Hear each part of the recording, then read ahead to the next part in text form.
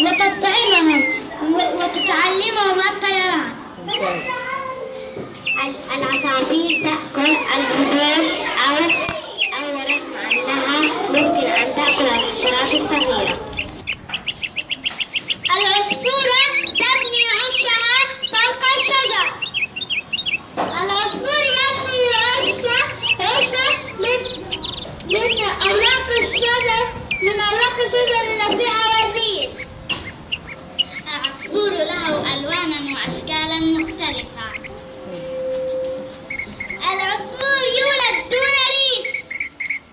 يعتبر عالم الطيور كبير، وطبيب البيت كما تركض عليه. العصفور يعيش كثير من البلاد وله أشكال وألوان مختلفة.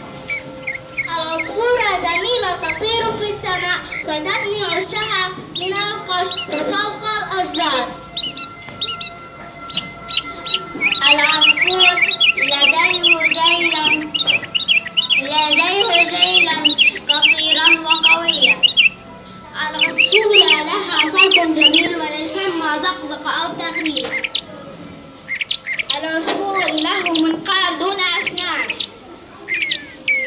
العصفورة تبني بيتها فوق أغصان الأشجار وتبني عشها بنفسها. العصفورة حيوان أليف. العصفورة تطعم صغارها بنفسها. وطائر جميل وله ألوان مختلفة. العصفورة تبني عشها فوق الأشجار وتبنيه من القش. العصفورة تأكل الحشرات، أما الإنسان يأكل الأطعمة وكل شيء. بس الحشرات؟ العصفورة تمتلك جسما سريعا انسيابي.